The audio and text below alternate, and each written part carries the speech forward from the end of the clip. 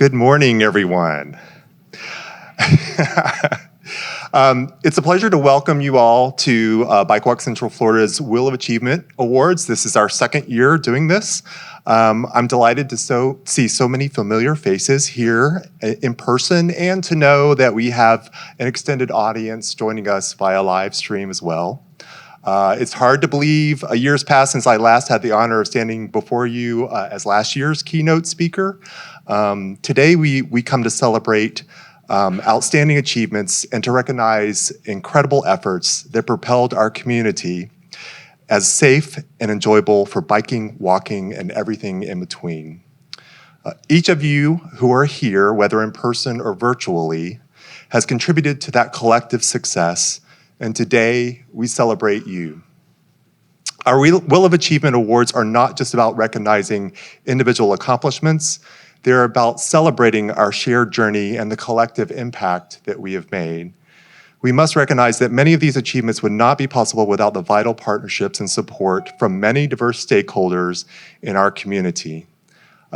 So today, let's celebrate the wins from working together. Now it's my privilege to introduce our keynote speaker, Dan Burden, whose visionary work has reshaped the way we think about transportation and urban design. Dan's career is a testament to what can be achieved when we challenge the status quo and strive for better, more inclusive communities. In 1980, Dan was chosen by the staff for Governor Bob Graham to help transform the Florida Department of Transportation. Through his pioneering efforts, FDOT became the nation's first multimodal and complete streets-oriented transportation agency. Even before the term complete streets was coined, Dan's holistic approach to street design was already making a significant impact, turning spaces into vibrant places for all. And Dan, is it true you're the father of the walking audit? That's how I know you best. So walking audit is one of the best tools that we have, and we've employed at the City of Castleberry several times. So Dan's groundbreaking work continued as he became the first full-time pedestrian and bicycle coordinator, a role now essential across the nation in all 50 states. His vision didn't stop there. At the age of 60, Dan expanded his expertise to include urban design and land use, serving as principal and senior urban designer with Gladding Jackson from 2005 to 2009. Today, Dan is Director of Innovation and Inspiration at Blue Zones LLC, on a mission to create healthier cities, campuses, and entire communities for people to live better, longer. He continues to inspire and guide countless plans, projects, and policies at local, state, and national, and I would assume international levels. Dan will be sharing his insights on two critical topics that are close to all of us here, Vision Zero and Blue Zones.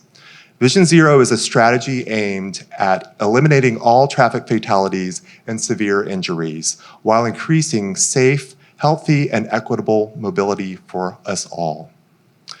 Blue zones are areas in the world where people live significantly longer, healthier lives. By integrating principles from blue zones into urban planning and design, Dan has helped create environments that promote well-being and longevity. We are incredibly fortunate to have Dan with us this morning. His passion for creating livable, walkable communities is truly inspiring, and his expertise in Vision Zero and Blue Zones will undoubtedly provide unique perspectives for us as we continue to our work with renewed vigor and dedication. So please join me in giving a warm welcome to our keynote speaker, Dan Burden. Thank you.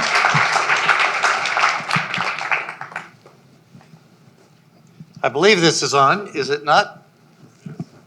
Okay, good. Let me raise it up a little bit. Good morning, Central Florida. It's good to be back in Central Florida. It's been many years for me. And it was a home for many years, the whole time I was with Gladding Jackson. And then, so I feel like I've been welcomed back. Thank you for that. I am going to go right into my presentation and talk about the highlight of my life. I turned to 80 in January.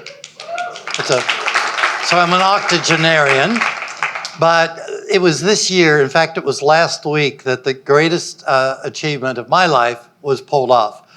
We were able to corral and get the top legislators of Hawaii to agree to come to a trip, first to New York City, then to Norway, Denmark, and Sweden, the real home of Vision Zero. And we brought with us the Secretary of Transportation from Washington State, who just stepped down as the president of AASHTO, American Association of State Highway Transportation Officials. And it was one of the most incredible learning experiences. We worked for a year and a quarter to pull this off, but I'm here to assure you that there are higher goals and benches for everyone, but I feel great that we were able to pull this off. And Hawaii will be different from here on out, based on the quality of the leadership that we were able to assemble. Yes, I am the originator of what is known as the walking audit. It started when I was in the Florida DOT, when 6 engineers who were redesigning an intersection came to me and asked for a peer review. And I said, what did it feel like when you walked around this intersection today? And they looked at me incredulously and said, what are you talking about? So we went out and took a walking audit, and that intersection was designed much better as a result. But I have a question for this entire group. When you were 8 years old, unaided by a presence of an adult, how far were you allowed to roam from home? A couple miles? Yeah. It's important to understand that today, the average child is not even outdoors any longer, or even as long as prisoners. We're watching over our prisoners better than we are watching over our own children in terms of all the knowledge and exploration that they need to become full-grown adults. So this is the comparison. This was a shot in England, but the numbers, as I've tested out with audiences, are virtually the same. The great-grandfather, George, when he was 8 years old, he was allowed to go walking to his nearest swimming hole, which was 6 miles away. You jump up to the grandfather, the distance got shortened by that generation, but it was still a mile. Then you jump up to the mother, it's half a mile, and now her son, Ed, at the age of 8, can only walk to the end of his block. We've done this to ourselves. So when we talk about safety, security, land use, everything, we have failed the next generation, our own children, right? And so the purpose of this presentation is to wake up. And so everybody sees the sign that says you should walk. And if you hit this traffic queue at this time of day, you will wait over 20 minutes. This is Maui, the final trip to the high school. And the reason the delay is so long is we only built for one system to be successful, and we failed that system miserably. Driving a car in America is not any longer a fun activity in urban areas. And so what I like to say, even though there are bike lanes and sidewalks, it's the whole system we have to be looking at. How do we give fair treatment to every mode as we go forward? Our kids have figured it out. One of my greatest cartoonists and engineers, Ian Lockwood, I think captures it well with this imaging. So now I'm going to break my presentation in several parts. This is where I was just 4 days ago in Copenhagen, and we were being led around by the top visionaries in transportation in the world. And in this case, we had the top transportation chairs, budget committees for the entire state of Florida with us. On the far left is Roger Millar, who I mentioned earlier. But having these people together to network, to grow together, was like magic. You would see each day some new ideas formulating, and by the end of the trip, these people are ready to go forward. And we put them on bikes, and many of them hadn't ridden for many years. This was quite an educational system. But perhaps the highlight of these entire 11 days was meeting Jan Gehl. How many of you have read at least one of Jan's books? Yeah. Those of you who haven't, go out and get them.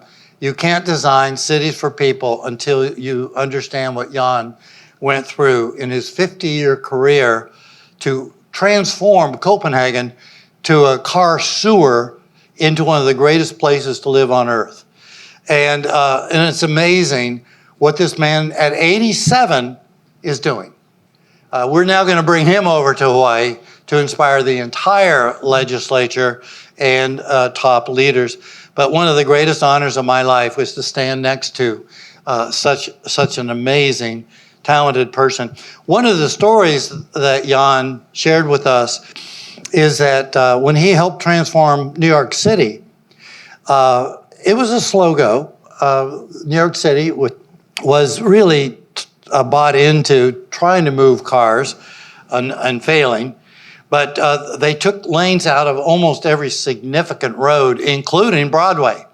This is Broadway today. Portions of it, you're not even allowed to drive a car. You can walk, you can bike, and you can drive slow on certain blocks, but you cannot use it as a through street any longer.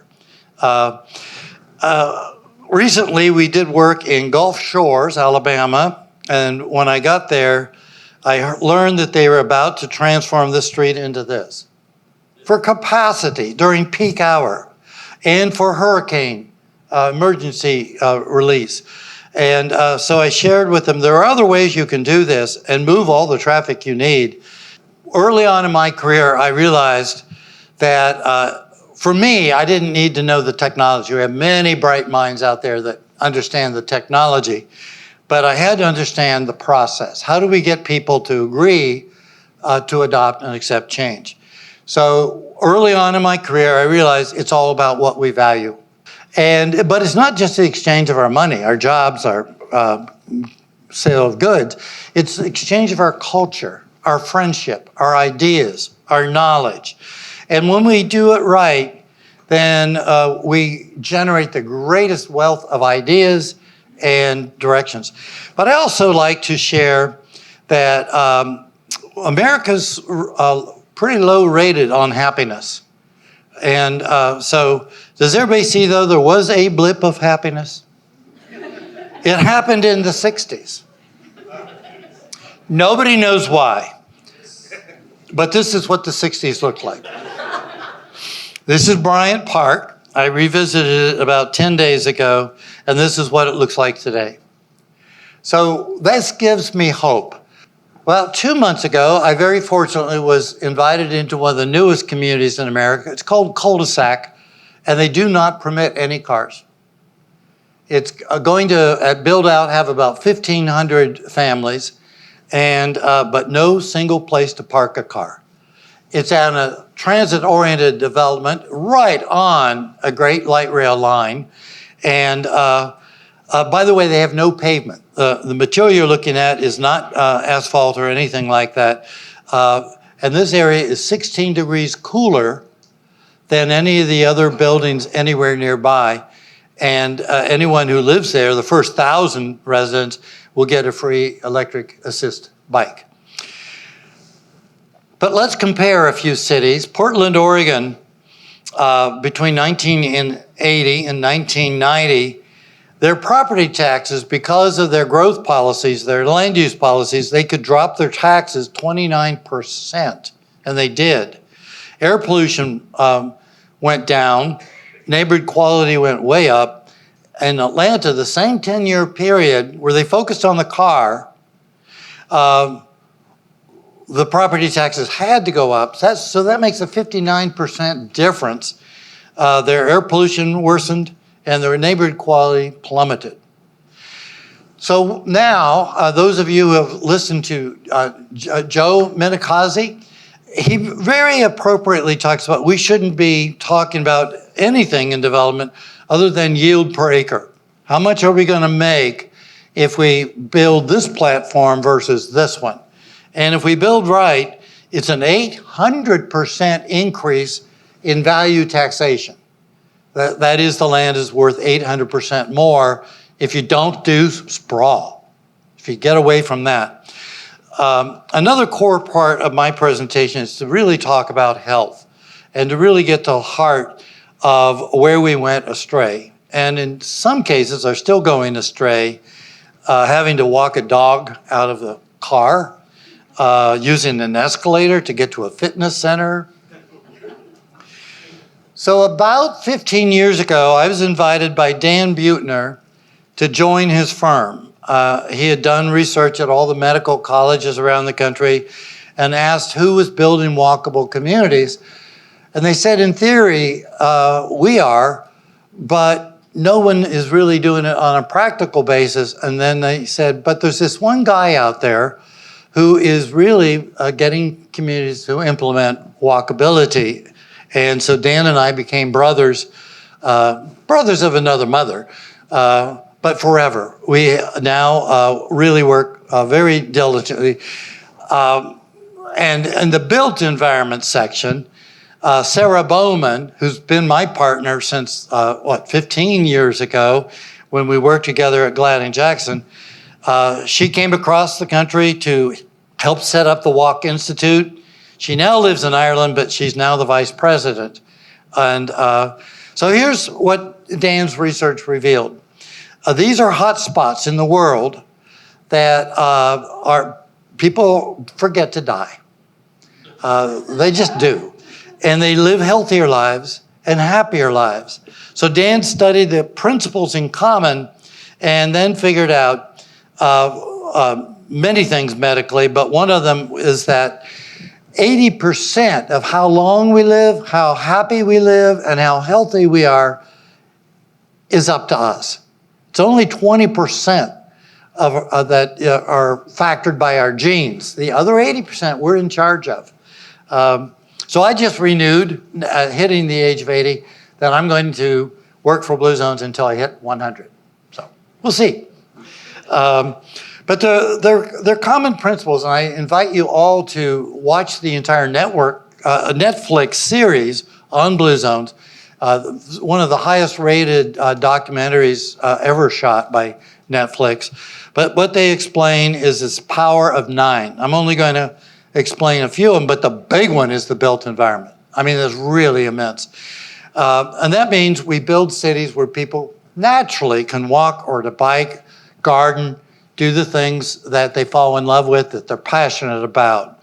And one of the most important is for people to associate with others, to have friends, and to be able to socialize.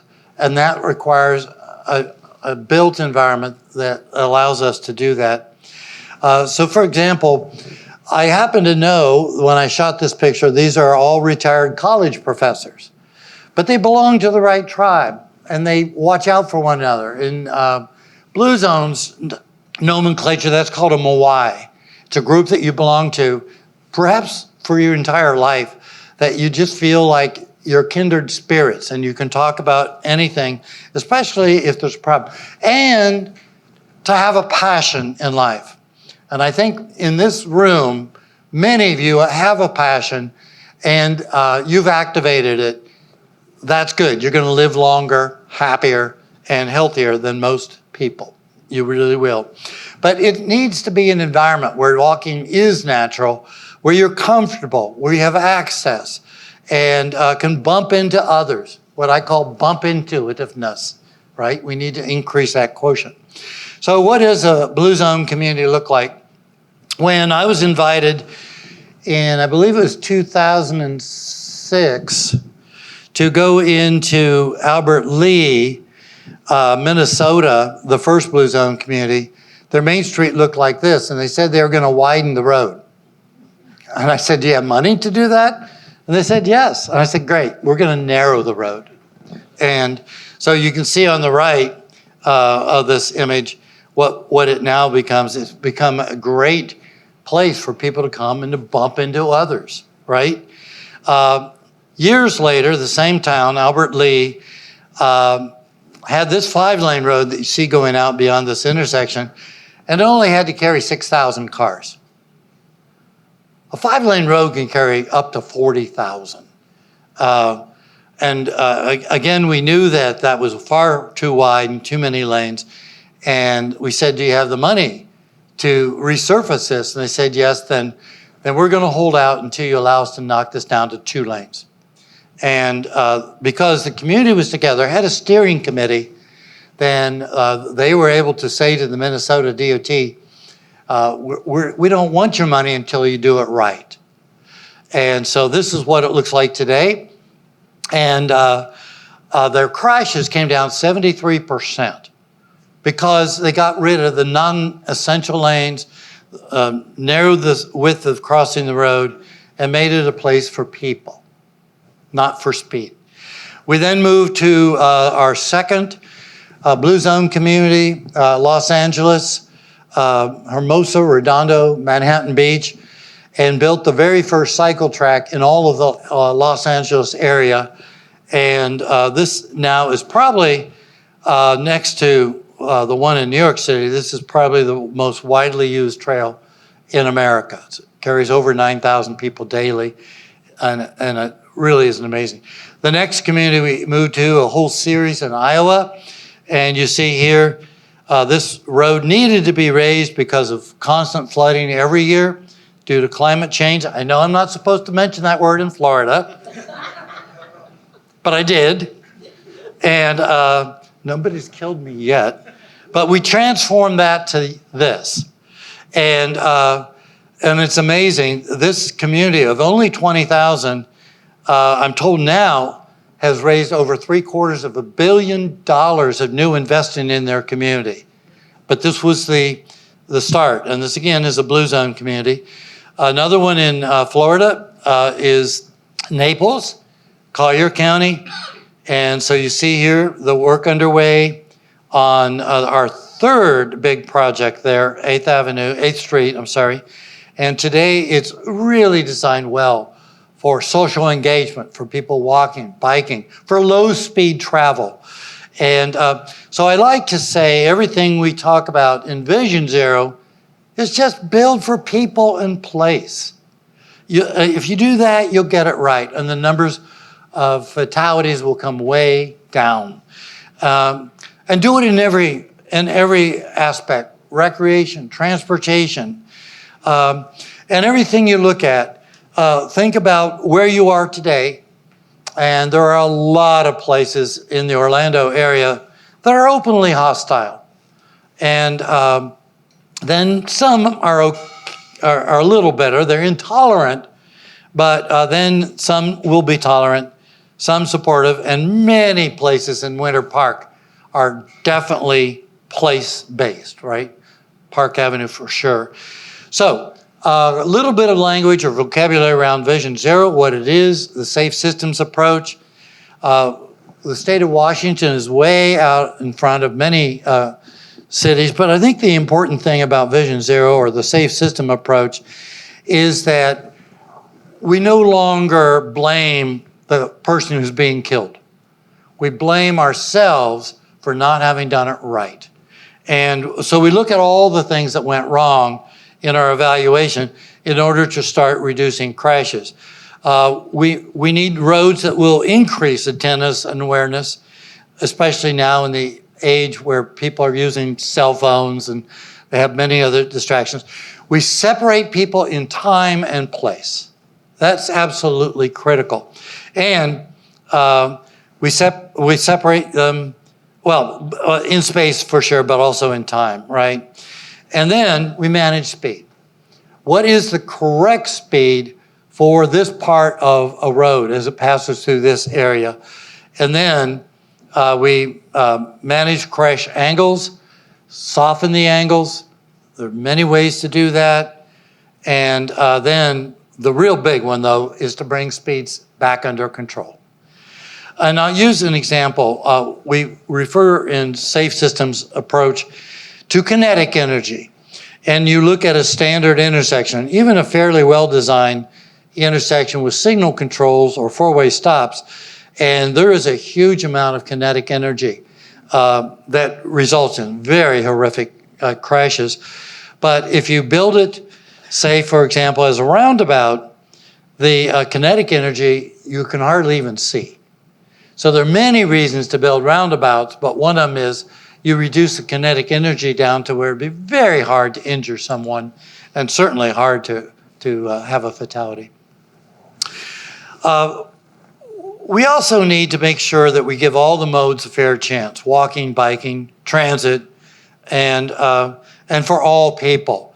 And still allow driving, of course, but to drive sensibly, responsibly. And then to provide for active safety as opposed to passive safety. And we'll get into a little bit of detail here. But it's important to point out that there are just many tools that we have to do this, and among them would be to really power up walking and bicycling and transit. And so the goal, if a safe system approach to get to Vision Zero, is to strengthen all parts of the system, not just the design, but also the driver behavior, pedestrian behavior, everything we do to improve the knowledge and understanding. I know there's too much print here to get into depth, but we are going to make this presentation available to everyone so you have leisure to get into.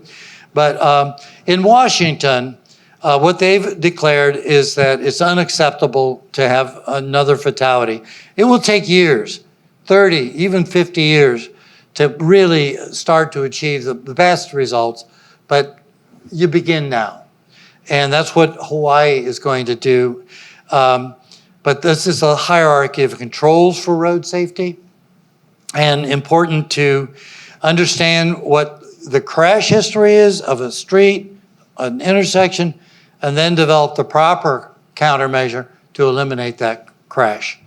And to stop blaming the victim. Often there are multiple reasons why a crash occurs. Any party could take the actions that would separate it in time or place, but we've got to begin doing that. And the Federal Highway Administration, I think very appropriately, refers to the event that becomes a crash is a matter of like Swiss cheese, right? You have to go through all the portal for the crash to actually occur. So all you have to do by developing a safe system is to reduce the possibility that this will fail, this will fail, this will fail, and so on. And probably the most seen visual, but one I think is done very well, speed. If you get down to 20 miles an hour, only older people are non-survivors. Younger people are very reasonably able to recover, but you get up to 30 miles per hour and the number's down to almost 50-50. But you get up to 40 miles an hour and it's almost impossible to survive a crash of that intensity, the kinetic energy that occurs. So in Washington, number one is to set self-explaining, self-enforcing street designs. And then to work toward that safe system, move from trying to prevent all crashes to trying to prevent fatal and serious crashes. Yes, there will be minor crashes under a safe system, but the worst ones are the ones you're going after and trying to understand. Same thing in reacting to crashes. Take a proactive approach to crashes. All these things are very well understood. This is really good science. It really is. And then by doing all these things, it's possible to now have a safe system approach. Washington DOT not only put out this publication, but just in February, and you want to go online to get this, they put it on the Active Transportation Design Guide, again, February of this year, and it's amazing what they were able to put together in guidance language. So I urge you all to go to download the Active Transportation Design Guide, just published in this February. And also important to understand that speed, the higher the speed narrows down how much we get to see and therefore able to react.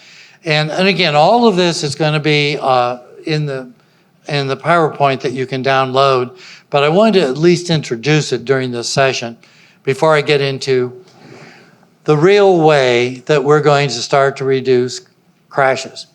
We are, each of us who drove here today, how many of you drove here today? Virtually everyone. The unfortunate thing is we didn't build land use well enough for people not to have gotten into a car and not to have gotten into a car driving alone.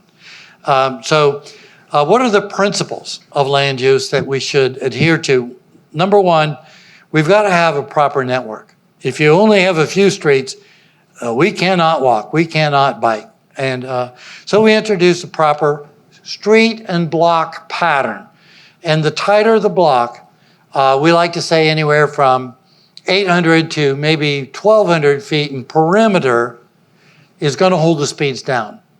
So land use could do everything that we need to do. It really could. And so if we get that, then the developers make more money, land is worth more money, and more people get to enjoy the fruits of a truly walkable community. But you also need destinations. So we have to have the right code, not just transportation code, but land use code if we're going to have a 15-minute city, one that works. We also have to have density.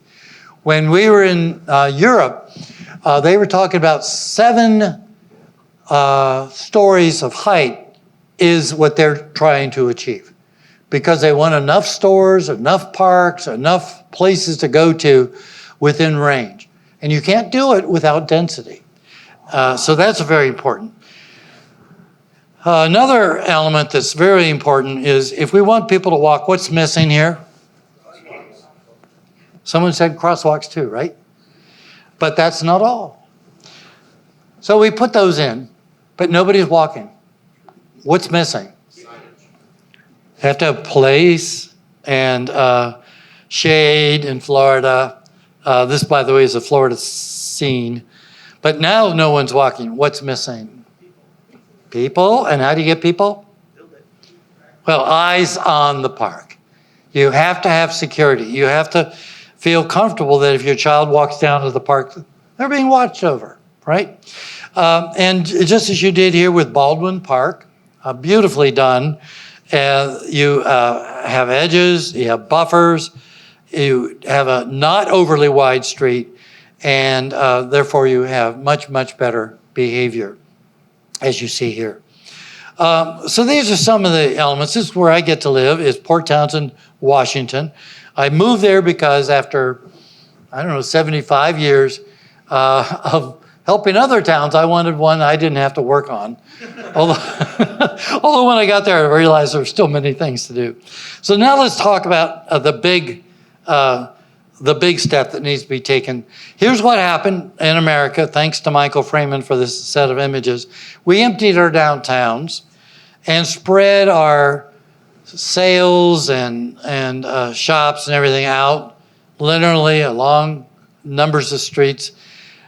Now in the future, you're going to see more and more of this. And where we cluster appropriate land uses. And as an example, this is the one we did in Arlington, Virginia, thanks to Victor Dover and his firm, Dover Cole. And you can see not each one is going to be identical, but now there are places you can live, shop, work, play. An actual project we took on in Marina, California, the transit needed a hub, and so they bought the land, and they were going to do this. This was the last remaining location that Marina could have had a downtown. And they were going to usurp it for their own uses, staff parking, all this land to do the circulation. We went in with an alternative plan. We said, you need a town center here. You need mixed use. And so this plan was changed, and now it looks more like this. It's still the transit hub, and it works beautifully as a transit because there are people there all the time. They just built a brand new senior center. And again, thanks to Ian Lockwood for this illustration set. Notice a way a town evolves. So you get your original village, and then over time, another village starts to come together. You still have a 2-lane road, but this is so inviting that more development wants to occur. So now you widen the road, and then more development comes. And then the road gets widened again, more development comes. So the question we have to ask ourselves, can we further improve this road? Probably not. We've already maximized the capacity of handling. So this is what Ian suggests, and I'm going to show you this actually carried out. So you do more infill and start to put real village-style properties in and grow them out. And now, guess what you've done? You've built in 2 parallel roads. So you can keep most of the traffic circulating freely in the center, and then all the movement that needs to occur in the villages moves from village to village, right? So that's the concept. And here's the idea that we are needing land use code zoning to be done in concert with transportation and to transform intersections into true place and make these kinds of changes. So I'm going to show you one of my early proud achievements. It's called University Place, Florida. It used to be a 5-lane road. There were a number of fatalities on this road, but town didn't have a university. It also didn't have a place. It had no downtown. So we transformed the road, and this is the same road from the same angle today. The speeds are much healthier. This is actually a raised intersection. And so I think you can see the transition from before to after. The street has to come first. And until each transportation agency understands their role, we cannot have safe streets. So today I would truly love to live here. It's got all the stores I want. After we put in the changes to the street, Trader Joe's came and Whole Foods. They wouldn't have come. I know the chief executive of Whole Foods. He said, Dan, we wouldn't have come there had you not transformed that street. They added back-and-angled parking and eyes on the street and much simpler intersections to cross. Another project I take great pride in is Farmington, New Mexico. Their street used to look like this, and through a charrette-driven process, we got agreement to drop 2 of the lanes, to add more parking, bike lanes in this case, a roundabout. And we're seeing more and more all over the country. Davidson, North Carolina, beautiful city, a mixed use. A CVS, isn't that? Now a big one, and I really have to cover this, is target speed. How many have heard the term target speed before? So the rest of you have not. Okay, so this is going to be important. Let's see. Don't want to get lost. Come on. The Federal Highway Administration has really come up with many ways to make intersections more compact. I get to go around the country and photograph the best of the best. This is one of them, Davis, California. We try to make the ADA ramps as wide as the crossings, make the crossings highly visible, and then choose a roundabouts first policy. Florida is a leader in roundabouts. In fact, one of the very first roundabouts built was in Bonita Beach, wasn't it? Yeah. And we were getting a fatal crash about every 18 months. Once we built the roundabout, and I'm so proud of that, we were able to get to a point where I went back 20 years later and I asked the chief of police, how many crashes do you get a year? He says, Dan, we haven't recorded a single one. Kinetic energy. And again, you've seen this, but now I want to talk about, and I think I just saw one today coming here, a raised crossing for your ramps. And those are so helpful. So with target speeds, what we're talking about is you take the whole corridor. There are places where 20 is the right speed. There are others, though, where 30 is okay. And then others where you've transitioned out that your speeds are even higher. And you set that design speed based on what is the type of uses, what do you want that neighborhood to become. Portland, for example, and Eugene, Oregon, which is this location, they don't want people going through their town at higher than 20. Portland, it's almost 20 everywhere, am I right? And just amazing. So, two streets that have the same classification, one only carrying about, 9,000 cars a day and it's 7 lanes, where the other one carries 45,000 cars a day and it carries them at the correct speed. It's the same category of road. And you can see that here. A collector road going through a neighborhood in Houston versus one going through a neighborhood in California, almost anywhere in California, sadly. So here's the illustration set I like to show, and that is the number of ways you can change the street. How fast would you say people would go here? Fast, right? But what if you did this?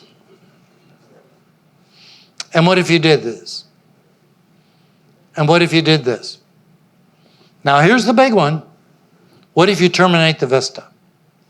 And then the engineers and the planners have done everything they can.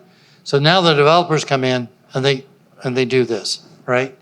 So it's a partnership. We need everyone playing together in order to drop the crashes. One that I'm very proud of in Kingston, Washington. I go this way to take the ferry when I head out on a journey. This used to be just a sprawl area, but they changed the code and now the streets orient to the street and bring down the speeds. It doesn't require a police officer. It calls for correct design, right? How many of you have heard of Donald Appleyard? Okay, only a few. Okay, Donald did research way back in the 50s that is just monumental. What he did is he went in and measured many neighborhoods and found out that if the volumes and the speed of traffic were low, you had 3 friends on your block. Friends, not just acquaintances. But then if the speeds and the volumes went up, your number of friends dropped to 0.09. And for your housing, at low speeds, before impacts, you owned the front of your home. But if the speeds became higher, then you didn't own the street at all, and you didn't even own the opening to your house, the front end of the house. So when we look at land use, we're looking at how do we combine things. One of my favorite study areas is Victoria in Canada. And so these people heavily populate their commercial buildings because they now have enough affordable housing for elders to live respectfully. Narrowing the lanes, that's my number one goal, to get the lanes down to a proper width. Set the baseline for 10 feet and only go up if you have a reason or justification. Washington State has done that. You set your default for 10 feet, then give yourself permission, if you need to go up to 10 and a half or 11, right? And I want to close out with a couple things to measure our success, that we need to count people, lingering time, and do it in a way that we start to really understand if we're truly achieving our goals. And Another one of my proud achievements is having worked on all the surface trails at the Grand Canyon. I went back 20 years later, and it's amazing how much more people are enjoying the Grand Canyon. They can walk, they can bike, they don't have to drive. They park the car and then use all the other systems, and it works. But that was an achievement that we had to work toward. I think everyone here in this room knows this really well. We've got to reduce the stress of walking or bicycling. And so everything we do in design is to bring down that level of stress. And this is for every mode, to look at all the tools that our engineers and planners provide us to bring about these changes. I got to go back to Tallahassee, where I lived for 16 years. And this is a street I would bicycle every day. It was 4 lanes. Today, the street speeds are very moderate. It's a very friendly street for either walking or biking. And now the businesses are moving in to Gain Street. Any graduates at Florida State? Be proud. Okay. And finally, this is not an easy win. One of the things we learned when we talked to the people in Norway, Denmark, and Sweden is it's your career. It's your life. You're going to suffer many turnbacks and defeats. There are a lot of people that don't get it, but at one win after another, and you're going to bring about the change that's needed. So I want to, first of all, thank you for inviting me to be your speaker, but then remind you, just remember why you joined this field, why you're passionate. And if you do truly have a passion for what you do, you're going to live longer, you're going to live happier and healthier. So thank you, everyone.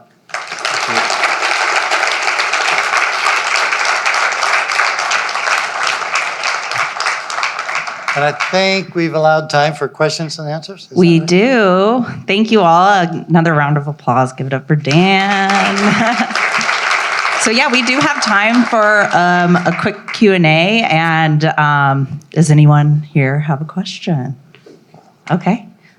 Vincent.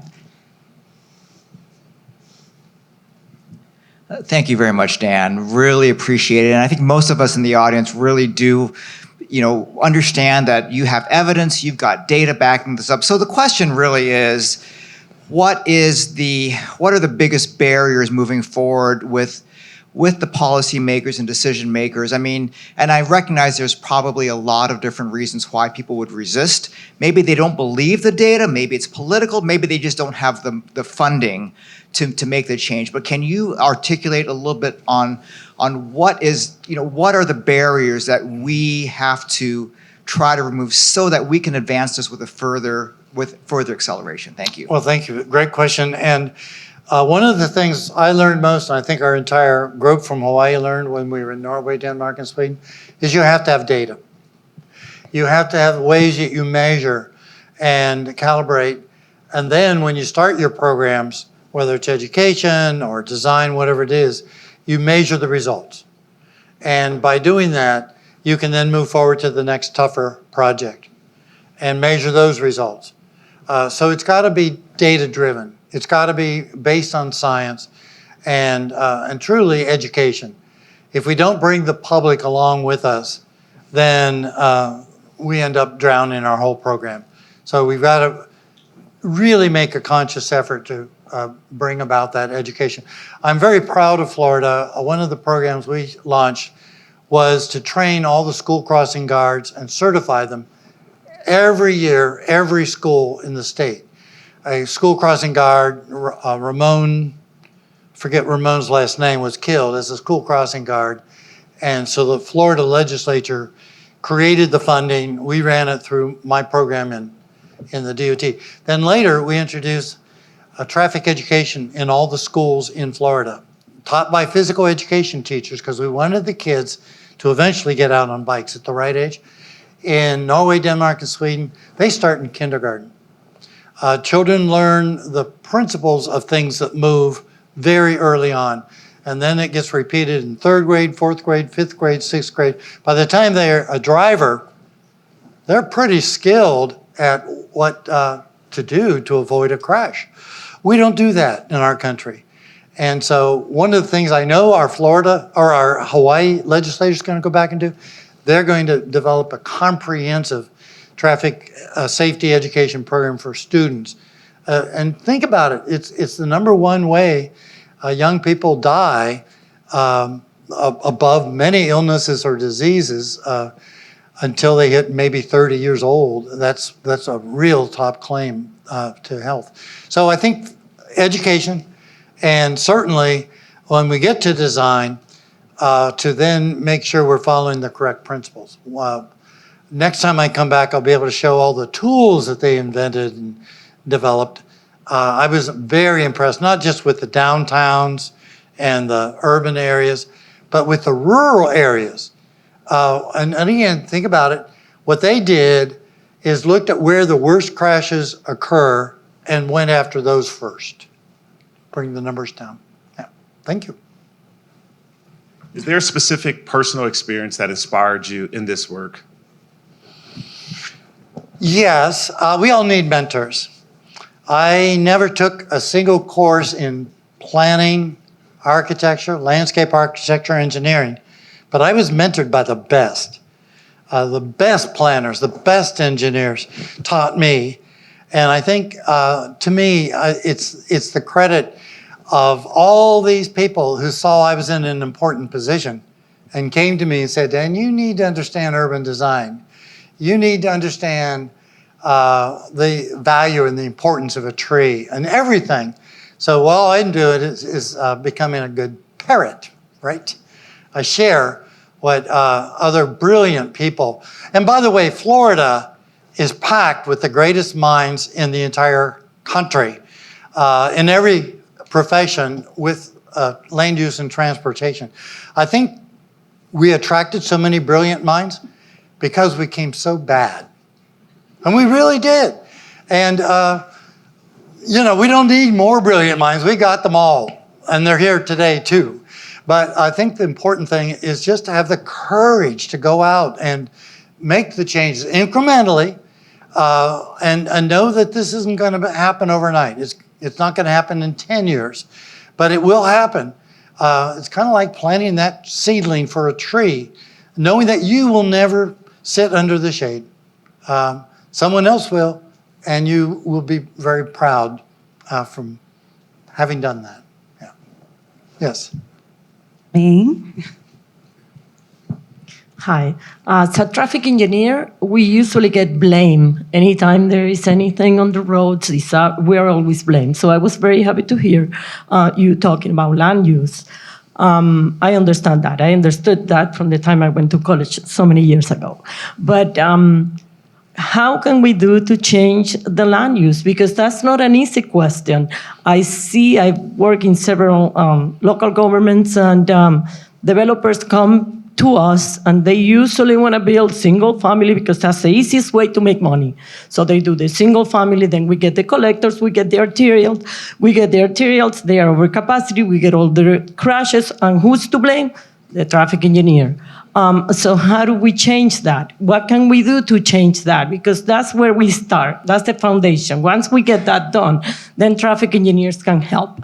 But if that doesn't change, there is no much hope for us. You are totally correct. I have always said that we've got to stop blaming our engineers when they try desperately to bail out the planners that just let land use go crazy. And so many towns I've now worked in, they all come to agree they've got to have land use first. And until they do, we can't have anyone other than people driving solo all day long and then blaming the engineer for the fact that they're sitting in traffic. That cannot be fixed. We've got to, in fact, when I came to Florida, I moved down from Montana to accept my job in 1980 under Governor Graham. And I thought I could come to understand enough about engineering and transportation that I could solve the problems. I was so wrong. Land use was totally out of control from 1980 on. The cheap quality of everything we did, buying up the cheap land, putting the schools in the wrong location, putting parks in the wrong location, sometimes too big, burning up the greatest of our resources of land, of nature, just to make that quick buck of development. We've got to bring the land use under control. And until we do, the numbers are going to keep climbing. They just are. Yeah. And stop blaming the engineer. They're only trying to solve the problem somebody else created, right? Yeah. All right, we have a question back here, and then Doug, I'll see you. We'll get to you next. Dan, thank you for a wonderful presentation. Remarkable. My question, I'm a cyclist, and I've seen over the last 2-3 years the emergence of the electric bikes. So, I own 3. and Dan Buettner owns 9. so my question is, none of your statistics today discussed electric bikes. Is that going to be a new variable relating to urban planning and the transportation? Because I see that as a major growth industry over the next 10 years. Thank you. And it will be. In fact, yesterday driving down one of your mega highways, Seminole Boulevard? Somewhere, yeah. I saw a electric assist bicyclist going down the sidewalk at over 30 miles an hour. And yes, we have to bring all ways of travel under reasonable control, and certainly have appropriate speeds. If you're on the sidewalk, you go walking speed, right? And that's it. Or you get ticketed, and a reason for that, right? You hit a person going 30 miles an hour on a bike, it's a pretty sad tragedy. Yeah. And again, I believe in electric assist bikes, again, owning 3 of them and using them regularly. I just totally respect the value that they're going to bring to our personal mobility. But we've got to have the right rules and approaches in place. Yeah. Yep, I'm curious. I think we all understand that getting outside active is great for everyone's health. I'm curious how you see increasing recreational mobility influencing the safety and design components. Because it seems to me that getting more people outside and active creates them as stakeholders in taking more of an interest versus being in their car. So, yeah, everything we do, and when it comes to parks and trails, and even little parks like a pocket park, needs to be designed to help people, one, have a place to go, to get to socialize, to have as a destination, and bigger parks with a different set of rules and expectations and goals in mind, and then big regional parks. Again, each size of open land that we have brings a quality or an essence to a life well lived. I happen to have a background in parks and recreation. My wife and I launched the Trans-America Bike Trail. We've now worked on dozens of trails, even in our own community. And I really believe in open space, and everything fits together, right? The place to learn to ride a bike would be in a park, a properly designed area. Decades ago, I saw the parks in Australia being designed very well to have a little place for the parents to picnic and for the children to learn how to balance on bikes and things like that. And by the way, it's lifelong. I was just in a small town in Washington, Elma, at a medical center that medical hospital built a 1-mile loop trail and made it into an interpretive center. So everything that goes into enjoying a natural space, an open space, forest bathing, we call it, right? And for their employees and for their clients, the parking lots are remote. So they walk through this wonderful park and getting to the space. Yeah, they still have handicap spaces and so on. But then their play area not only had an area for the play, and it was really well designed, but they had exercise bikes for the adults to get onto. So I think everything we need to do needs to be comprehensive and for all the professions to work in concert. I hope I answered your question. Okay. Again, Dan, thank you for what you presented today, man. Amazing stuff and research that you've done in your tenure in this particular space. So speaking from, I'm not the elected, but I represent an elected official. Oftentimes we get pushback from the community specific to any changes, period. When those people have been in that community for so long. Tell us how you have dealt with possibly those complaints, those concerns, and possibly the temperatures of those people in that particular community. How have you dealt with it? How have your business dealt with it? And not only how have you dealt with it, what are some of the outcomes, or are these the outcomes that you've seen from difficult communities? A wonderful question. A town I like to reference in upstate New York, Huntington, Long Island, those of you who know New York, they needed a park. They didn't have any land. And there was a simple solution. They needed a parking structure. They needed to free up land. And so they ended up, we had a wonderful gathering of over 300 people. And we broke into tables for people to figure out where, if you're going to have a parking structure, where it should be. And all 13 tables agreed the place was more important than worrying about looking like New York City with a parking garage. So they overcame their fear. And because they could focus on their value, that they wanted this connecting place for people. And so every one of the tables came up with parking structures, more than one actually, and in order to free up the space for a park. So we get people to agree on what they value and where their hearts are. And in their case, they really wanted a place to congregate.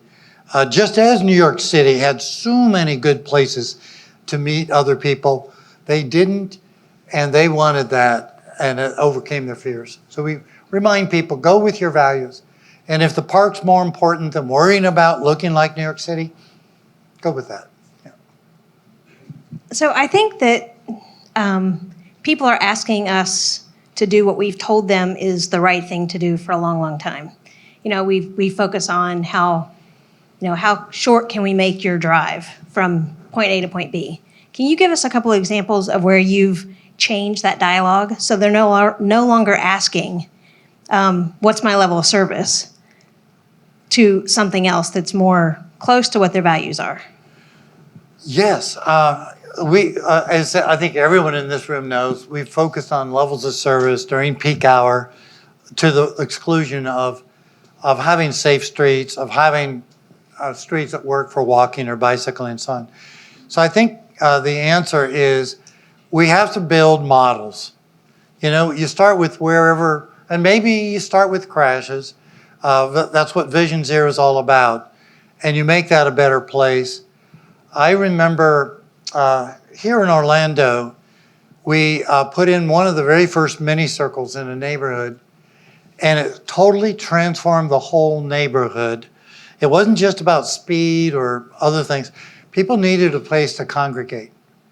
And before, when the speeds were uncontrolled, people wouldn't go there. But once we put in that mini circle, every day, groups and many groups will actually come there to talk and chat and so on. So we take that one model at a time, and we build trust in the greater neighborhood so they take on the next prize and then the next prize and so on. Incrementally, I think that's the way we have to approach everything. You know, we don't look at draining the ocean. We look at how do we grab that first cup of water and make it into hydrogen and oxygen, whatever. I hope I answered your question, Mary. Okay. This is more of a comment than a question, but in addition to planning, which is very important, Permitting, local agency, whether it be the city, state, county. I mean, I've seen instances on State Road A1A Beachside where a new hotel goes in, a park goes in. Where do they put their overflow parking? Across the street on the west side. And then after it's built, they come to us and say, you have a dangerous situation out here. You're right, and you're right. Also, it's more of a comment. You think of Winston Churchill once said of Americans, he said, the Americans always get it right after they have already tried all the dumb things, right? Skip the dumb things and go with your gut, go with science, go with the things that work. And don't put your parking where you know someday someone's going to have a severe crash. Yeah.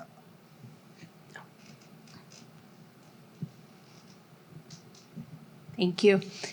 So as a planner, I have to ask, so with any urban transformative project or even redevelopment projects I've worked on in the past, comes the unintended consequences, right, of gentrification and displacement and so on.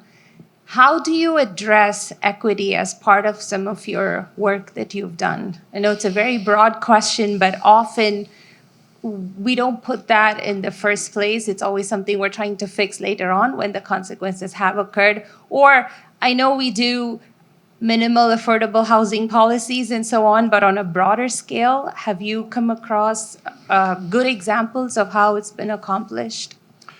We're working on one right now, Parkland Spanaway neighborhood in Tacoma. Greatest diversity in the neighborhoods, but poor. It's one of the more affordable places to live, but horribly designed and built. And this big road, Pacific Avenue, running right through the middle, carving both communities into two halves. The Washington DOT is putting buku bucks into rebuilding that road to make it into a true boulevard, one that's green, much lower speed, bus rapid transit, everything. So we get to do the public engagement with all the community members. And our challenge is to even get them to come. People give up hope. They've been stamped on so many times. It's like, what are you going to do to us now, right? So that's one reason I'm in love with the walking audits. The walking audits allow you to get people from the neighborhood in a mix together to talk about what they love about their neighborhood, what's broken and needs to be fixed. And maybe it takes 6 or 8 or 10 walking audits in a neighborhood as big as Parkway Spanaway, but we will do it because it is such a powerful tool. We can't get people to come to a meeting, but we can go to them and make it fun. Work with the children, right? And the children just have this amazing ability at a young age to see the world being a better place. And I remember once we went into Asheville, North Carolina, and the people we were working with in Asheville were brilliant. They said, Dan, we need a way to engage all the children in Asheville. And so we dreamed up together that this was back before we had phones with cameras. This is when they had this stuff they call film. And so we got a Kodak to donate all these small cameras to the kids. And we asked them to go out and photograph the things you like, but also photograph the things you don't like. And the film got processed and we built this beautiful wall. And then that brought all the parents in. They wanted to see what their children's dreams were, right? And it was such a powerful way. We just need more tools to get people to come out that have been stamped to pieces and realize, no, this time it's going to be different, right? And I think that's the importance of more people getting into planning and being a believer that we're going to correct for a lot of the sins of the past. Even to this day, a lot of decisions keep getting made that hurt the people that are the core fabric of America. Yeah. Thank you. Sorry, Kelly. I'm gonna steal the last question if you all don't mind. So Dan, thank you again for being here. What a fabulous presentation, tying all of those really great, important notes into one story. And that's what we often like to tell, is a story about our communities and how we're improving them, what we're doing to help that one person get across the road safer. So as a recovering land use planner, I want to ask you, when I was a city planner and working on some of those issues that you had identified, the land use, where to put appropriate land uses, how you mix those. We were looking at that on a massive corridor, one you described earlier, Cimarron Boulevard. But unfortunately, the land uses are all built out. So we don't have the option to take a side street. We have to use that major arterial that's 8 lanes wide. And so we changed the zoning. We make it mixed use. We hiked up the density. We did all the things that we knew developers wanted, but they didn't want to build that project on that road because it didn't match. And so can I ask you, how, as a land use planner, can I incentivize development, even if I have the right policies in place? How do I get them to take that initiative and take that first step to build the product that we know we really need in that community, regardless of, unfortunately, what that transportation system in front of it looks like? I think you take it a bite at a time. But the key ingredient is whoever owns the land, they need to come to the table with the land use planners, the transportation planners, and map out a strategy. And I've now seen that done so successfully, so many places. I just believe it's the process that we've got to train people together. I want to go back to our colleges. I've pitched this a dozen times, and it's never taken seed, that all of our universities should require that after you get your master's, but before you go out for your super master's, you've got to sit around and learn from all the professions around one table. So that you as a planner learn from the developer and the engineer and the park specialist, whatever. And then actually go out after you've learned all the core things, have read Jane Jacobs and Jan Gehl, and you know what the principles are, then go out for 2 weeks and discover it. The same thing we did with the leadership of Hawaii. That group of young, inspired professionals need to go out and see it and touch it and taste it and know that it's real and that they too can have a whole career of doing what these successful countries have done. Thank you. Thanks, guys. Yeah.